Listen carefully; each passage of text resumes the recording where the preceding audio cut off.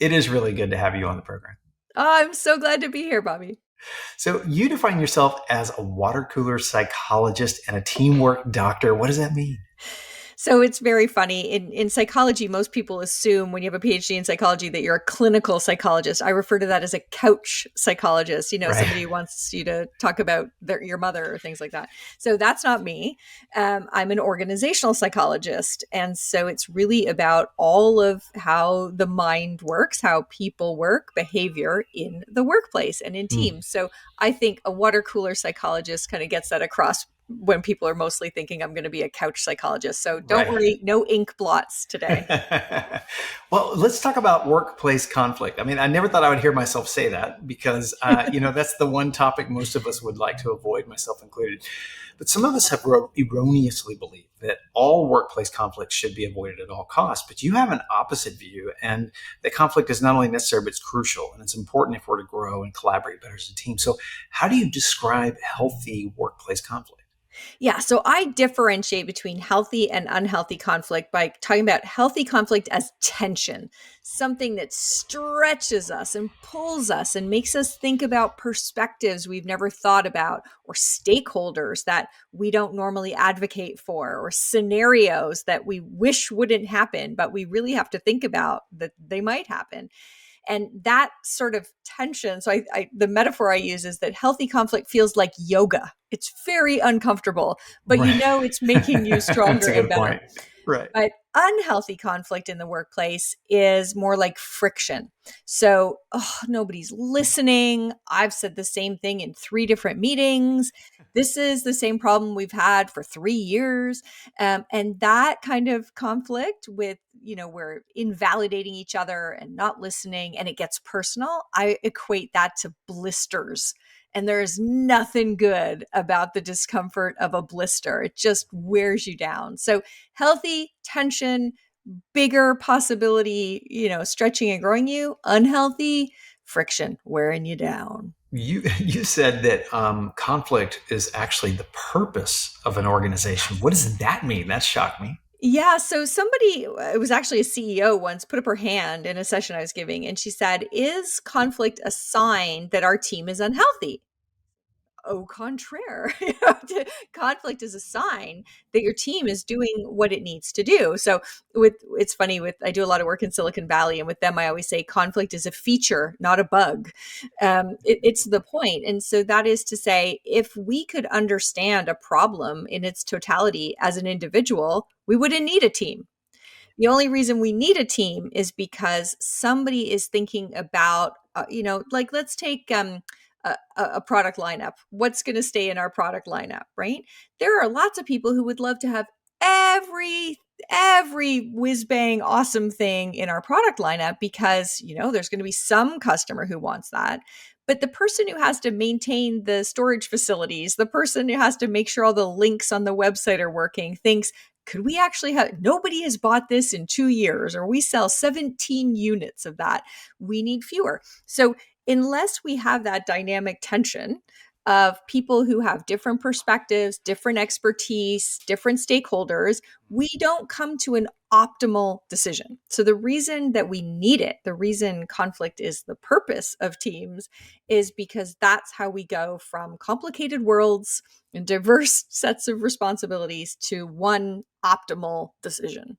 Yeah, and you've hired a bunch of smart people for their opinion and for them Yeah. to bring in that, right? So, and anytime you're going to bring together that many smart people in a room, you're going to have conflicting opinions. Can avoiding conflict be as unhealthy as a toxic environment? Yeah. Yeah, very much so. So when you avoid conflict, you get into what I refer to as conflict debt. So it's a little bit like building up credit card debt, and we all know how unhealthy that is. So it's conversations that the business needs you to have. So maybe there's a trade-off between two different strategic priorities, and we just don't want to have that fight. And so we just try and limp along doing both. We dilute our resources, we burn out our people, very toxic. It can be toxic because maybe we've got somebody who's been a loyal member of the team for a long, long time, and they're really nice, but they're not cutting it anymore. They can't keep up with the new systems, and it's creating a lot of work for other people on the team. But we're in conflict debt, we're not addressing it. And that also is toxic. And then we can get into conflict debt personally, where we don't say, hey, the way you come and vent to me every day. And that's kind of bringing me down and it's distracting me from my work. And when we don't say that to the person, our resentment grows, our own stress builds. We lie awake on a Sunday night worried about, oh God, I'm going to have to face it again. So there are a lot of penalties we pay when we get into conflict debt that can be as toxic as, as many, many, many different kinds of problematic organization. Yeah, I love that analogy because it does build like a snowball Yeah, until yeah, it yeah. just gets so big that how can we tell if our work conflict is healthy or not? Yeah. So it's really about, first of all, are we hearing different perspectives from people? So, if we're having an imbalanced conversation, so you want to watch out where some people are loud and taking up a lot of the oxygen and some people are quiet. That's a sign that your conflict is unhealthy. Is there a lot of listening? Can you hear one person reflecting somebody else's perspective in their comments? That's a good sign. If what we hear feels something like a ping pong match where there's just like slamming back and forth, and nobody coming closer together, that's a sign that it's unhealthy. If it's the same conversation you've had many times before and you hear language like, well, we'll have to agree to disagree, brutally unhealthy. So there are a lot of signs that we're not making the tough calls. We're not getting to the other side of a conflict, kind of mired in it, stuck with it. That's a sign that conflict has become really unhealthy. Yeah, you said that we should build a conflict habit. Yeah. That's another great way of looking at it. What did you mean by that? So, right now, and I think the way that many experts have talked about conflict, we think about conflict as an event. So the difficult conversation, the fierce conversation, oh God, at 3 o'clock, I'm going to have to confront him. It's an event. So, you know what? We just don't have the energy or the skills or the emotional regulation to cope with those big sort of eruptions of conflict. But if we could have conflict much more frequently so that it's much lower impact, like it's just a little bit of feedback, like it's not the Mm, 17th time someone's talked your ear off for an hour when you're like, you have got to stop, right? It's the first time where you think, hey, I'm glad I could be helpful today, but maybe next time give some thought to how you might approach it and then come to me with, what you think you might try. If we do that, we're not as upset, we're not as emotional, they're not as reliant on us, they don't get as defensive. So again, you're getting a sense that I love a stupid metaphor. The metaphor for that is, we tend to we get into conflict debt, we don't cope with it, and all of a sudden we need like a conflict equivalent of a root canal. Instead of, if we just flossed every day, had those right in the meeting, said, oh, I think we're not actually communicating with each other, can I have a do-over? Or if we walked out of a meeting with somebody and said, hey, what you said didn't land very well with me, let me tell you how I heard that, is that what you meant? If we were flossing these little routine kind of conversations, then we wouldn't need nearly as many root canals. So the habit of high frequency, low impact conflict, so much better, particularly for people like me. I really don't like conflict.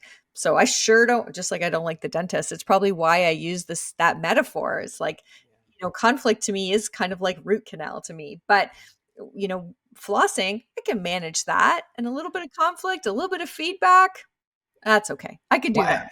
I like turning it on its head, just the word itself, as ugly as it can be. I love turning it on its head and saying, you know what, this is a muscle I actually need to use so it doesn't atrophy. And so Yes. you said, not just so that we don't get to the cataclysmic event, but so it's something that I can get used to using and it doesn't feel to me like it's an emotional just this emotional cataclysmic event every time I have to It's just a skill. so-called confront. Yeah, that's a It's a really great way skill. of looking at Yeah, and the other line that helps me, because it is about skills, it's also about mindset. The line that really helps me with my own mindset is some things are worth fighting for.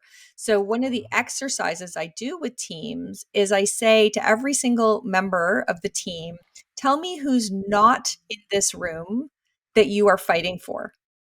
And when people can say, well, nobody else, like I'm responsible for suppliers, nobody else in this room has relationships with our suppliers. If I don't fight for them, oh, It's a cool. great Okay. point. Sales is saying, well, for me, it's our customers. Like they don't want to look at the same swag opportunities they had last year. They want new, exciting things. They want differentiated things. If it's just all the stuff all their competitors have, it's not going to gain any attention. It's not going to earn them anything. I got to fight for them because we could want to rationalize our SKUs and have fewer, but I got to be here fighting for new and sexy and interesting and exciting.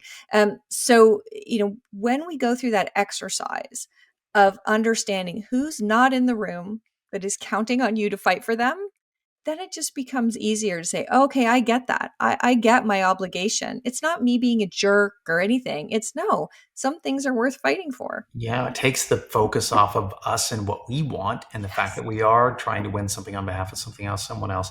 One secret you share to introducing healthy conflict to our business is to start by adding meaningful dissension to our discussions. Yeah. What do you mean by that? And do you have a few examples you can share? Okay, I'm going to do another stupid metaphor. I love them. My They're great. metaphors per minute is at a good rate. It's a really Um, good thing, though. so you know how you create a New Year's resolution to kind of eat healthier, and then you find a recipe for like bran muffins with bran flakes and bran sprinkles, and you take one bite, and it's like Yes. you can't even swallow. So sprinkling conflict is like, don't walk into your team now that you've listened to this podcast and you're all excited and throw out the issue that's been around for 5 years that nobody like. Don't do that. Don't take a big mouthful of bran. Just how about still have like Captain Crunch or whatever cornflakes, but how about you just sprinkle a little bran on top? So sprinkling a little bran, it's things like in your meeting, if somebody throws something out as if it's a fact and you're not sure it's a fact, a little bit of sprinkling conflict is like, oh, where did you get that from? Or, where could I see that study or that sort of thing? It may be adding a little bit of conflict by bringing in a different stakeholders. I love that plan. And when I think about it from our suppliers perspective, it sounds amazing. Now if I think about it from our, our shipping and receiving team, like how would that go down with them? How would they feel about it? So sprinkling conflict is just finding little ways to just put a little bit of tension, not a huge like ugh, but just a little bit to build up that muscle. Because what a lot of us seem to want when we go into team meetings is for everybody to be like, as if we're on an episode of Family Feud, right? And we say the most inane thing and everybody's response is good answer, good answer, good answer. Right. And so we have to take people from that expectation to the spot where, no, when we put a little tension on things, that's normal. It's good. It doesn't mean we're not doing a good job. We don't have to emotionally react or be defensive. So starting to sprinkle a little bran on the Captain Crunch instead of going straight to the big conflict muffin. Yes, and I love just the phrase "meaningful dissent." Like Yeah. it's a really healthy sound as opposed to just dissent. Period. Yeah. As employees, what do we do inadvertently to contribute to a dysfunctional workplace or an unhealthy workplace? What do we do? We do this we're not even cognizant of. Suck it up is one of the big ones, right? Sometimes it's the people who are the hardest working. Um, nice people is a big problem, really nice people. And a lot of people suck it up for those reasons. And so we don't know that the conflict debt is growing. They take on one more task instead of saying, I need your help in prioritizing. I can't do everything. Which of these comes first? So, I think the one that hopefully is the most surprising to people is sometimes when they're trying to be a good team player, trying to be the, person who the boss doesn't have to worry about. Sometimes those behaviors are actually perpetuating conflict debt allowing us to avoid conversations that we really need to have. So that's a big one. I think on the more dysfunctional side, we are terrible at listening, terrible at listening, and so we miss what people mean. We get really wrapped up in how things land with us and what the impact of their words and tone and everything else are, but we don't go searching for what did they mean, what was their intent, how do we, and I talk a lot about two truths. The other thing we do is we go into a conversation trying to ram our truth down other people's throats, and if we could go in first wanting to be able to understand their truth, we would have so much more productive conflict and so much less of that awful friction. So that's just a few. Goodness, you can imagine 25 years of doing this work. I could go on all day I about bet you could, sure. self-inflicted wounds of Yes. conflict, but Yeah, that's very helpful. As leaders, help us feel normal or not. But since you've worked with some of the most successful companies on the planet, is it safe yeah. to say that most companies are dealing with some degree of dysfunction in the organization, and it's quite normal to have a fairly, I don't know if the word dysfunction is too strong, dysfunctional environment? Yeah. So I would say dysfunction is, small d dysfunction is quite common. But, to truly be dysfunctional, no, fortunately, lots aren't. We're just staggering around and figuring it out. But I do think what's very typical is that most organizations are very poor at conflict. The probably 2/3 of them are poor because they have insufficient conflict, and a third of them are poor at it because they have nasty conflict with collateral damage and that sort of Yeah, thing. But there are very few in the sweet spot who know how to have productive tension, who've minimized the friction. So if you are thinking, oh my goodness, we do all of those wrong things and none of those right things, yes, you are highly typical. right. That's kind of what I'm looking for. I think Highly many of us, typical. I think as entrepreneurs, we're very hard on ourselves in terms Yes. of our team, especially culture has become so important. And it's just like sometimes it can be this big shadow, this big burden that we carry all the time Yeah. Yeah. about, It's so true. and it's So so true. liberating to know that conflict is actually very normal, and not only Yes. normal, but it's a must. Yeah. Yeah, it's imperative, right? And then in my book I also have a bonus chapter about conflict is normal in relationships, conflict is normal with children, conflict is normal at the church or the synagogue or the mosque. Like conflict is a part of relationships, and what we want to do in all of those domains is foster more of the healthy conflict. So if you have conflict over planning your vacation because somebody wants to be on the go all day, every day, and somebody else wants to sit still and not move for 7 days.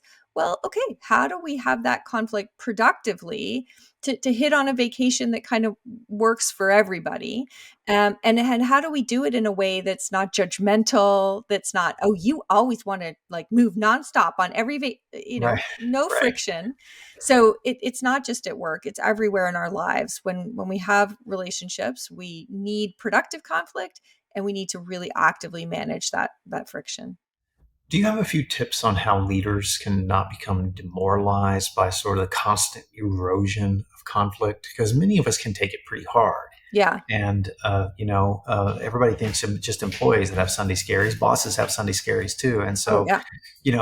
how do you not let this, obviously everything we've talked about to this point is part of it, Yeah, and yeah, making yeah, sure yeah. that Yeah. conflict is a normal part. But what other tips do you The biggest thing is anything that scares the crap out of you around these kind of messy people issues, the best advice is always lean into it.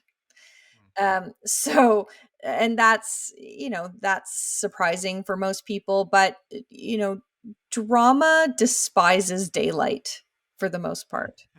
It's like cockroaches. So, if somebody's very emotional, if there's a lot of dramatics, and you just look at them and calmly just say, "Oh, this is important. What do I need to understand?" First of all, they'll have an outlet for the real things that they actually need your help with. they will not feel invalidated and therefore become more emotional or angrier or become more passive aggressive. They'll feel like, oh, I have a constructive outlet for it. So, the most important thing for leaders is to say the best way of addressing your Sunday scaries, the best way of reducing the drama, the best way of making conflict work for your organization is every time your gut, your spidey sense is tingling, that's stuff you want to shine light on, as opposed to trying to sweep it under the rug, which would feel good in the moment, but is truly a source of compounding conflict debt that you will be penalized for over and over and Right. over. Is part of this, as a leader, is part of this becoming normal and accustomed to conflict a way of making sure everyone feels, it's a way of feeling comfortable with conflict and helping employees feel comfortable with conflict. I mean, that's a big thing, I think, is us as leaders, helping them understand that this is a normal behavior and it's actually healthy. How do I make sure I create a space like that? Yeah. So, first of all, you can use your words to, so I sound like a kindergarten, use your words. So, you can use your words to just say, okay, this is a hard conversation. So I really appreciate everybody hanging in with it. And if this conversation gets emotional, let's make this a safe space. It's okay. You can just use your words. But even as I was just saying those words, the other thing I'm doing is using my tone and my body language. So one of the ways humans work is we have mirror neurons in our brain that pick up on the emotional state of people around us. So there is a thing called emotional contagion. So it turns out that when we're in groups together, one person's emotion tends to spread to others. And new research suggests that when we try and suppress how someone is feeling, the contagion spreads further and faster. Oh, wow. So, yeah. So what we want to do is we want to convey, even with our tone, that yeah, this is a hard conversation. I'm really going to ask everybody's help to stick with it, to try and have it slowly in a measured way so we can hear each other. We will create as much time as we need to get through this conversation and make sure everyone feels heard. Part of what you're doing in there is just saying, it's okay. It's okay. We can have this conversation. That brings the emotional tenor of the conversation down a bit.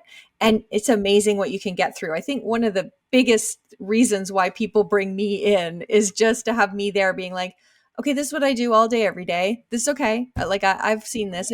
My mother had triple bypass, and I remember her surgeon talking to me, and he was basically like, triple. Yeah, I don't normally stoop to doing triples. I'm more like a quadruple or a heart lung transplant kind of guy. And just hearing him talk that way, I was like, oh, I'm calm now. Right. So part of it as a leader is just, saying like, this is okay. We have conflict. We'll make the time.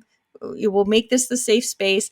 And those mirror neurons, that emotional contagion becomes a contagion of like optimism instead of like, Yes. oh no. Yes. I love that, how you're able to just say with your tone and even using your words to say, hey, conflict is okay. It's okay for us to be in conflict about Yeah. this. That's perfectly fine. I love the normalcy of all that. Um, how, I don't know that I can phrase the right question the right way, but how is a leader? This is maybe too situational. Do you distinguish between conflict around a substantial idea versus folks that just want to vent? Because the business that we're in is a very high stress business with Yeah. lots of deadlines, lots of moving parts. And sometimes people just want to vent. And as a boss, you sometimes feel like you got to fix every problem. So you walk around with your tool belt all the time and you're ready to try and fix a problem. Yeah. Sometimes these problems aren't fixable. Yeah, well, it's also, even if they are, sometimes people feel very condescended to when you try and jump in and solve their problems. What they want is to vent. And so if you come in and start fixing, what you signal to them is, I didn't think you could solve this for yourself. I don't have confidence in you. So some people are very offended when the boss tries to solve their problem. Yeah. There's one of the best YouTube videos I've ever seen in my life is called It's Not About the Nail. If you just go onto YouTube and search It's Not About the Nail, I can guarantee you laughs of that situation where somebody just wants emotional support and what you do is you try and solve their problem. It's a very, very funny video. So what I do is somebody comes in, they just start to go, and I just simply say, okay, 1 sec. Okay, what do you need from me? Do you just need a safe place to vent? If so, close the door, sit down, have at it. Do you need Do you need help from me? What do you need? And it's just amazing how asking that question, and the person may even stop and go, oh, what do I want? Actually, I just want to vent. Or they may say, I don't even know how to broach this. I need you to talk me down. I need you, right? That sort of thing. So it's a great practice to get into, to just say, what do you need? And then let them go. The other thing I will say, though, is it's really important if they're venting to make sure they're only venting. So to me, venting is, so venting, if you think about it from the actual where the metaphor comes from, it's when the buildup of steam is creating so much pressure that something's going to explode. So venting is, there's a lot of pressure building up in you. You need to release that pressure. So if somebody's venting, my deal is you can say anything you want about yourself. I was so upset by that meeting. I'm so worried. I'm not measuring. You can say anything you want about yourself. The minute you start talking about somebody else, now you're gossiping. So if it's somebody who's not in the room, can you believe she said that? That's gossiping. That's where I go, whoa, whoa. Okay, I'm happy to be a safe place to vent, but tell me how it felt when she said that. Don't I don't want to hear about her. So that's a key thing as a leader, or even as a colleague, to know we want to be safe people to whom somebody can let off a little steam. But that does not go so far as we want to be a place where they can, complain about somebody else when they're not present. So Yeah, thank you. Thank gosh. I had so many more questions to ask you, Liane. We're out of time. And I wanted to, we'll save those for SKUCAMP, because yay. you are kicking off our business boot camp, SKUCAMP, in Austin, September 10th through the 13th. And what can leaders expect from your workshop when they join us? Yeah, we're going to go deep into this. We are going to talk about, how do I build a productive conflict culture in my organization? So how can I change people's mindset about conflict, help them think differently? What are the key skills that I can teach people in a really short amount of time and that will build that muscle we need? And then back to flossing, right? How do I support a healthy conflict habit in my organization? Not leaving SKU camp with conflict muffins, but simply with a little bit of way to start to sprinkle it and build up everybody's tolerance for productive conflict in your organization. And I can't wait. I can't wait either. Liane, thank you so much for sharing your time with us today. And SKUCAMP, we'll see you in Austin in the fall. Yay! Thanks, Bobby.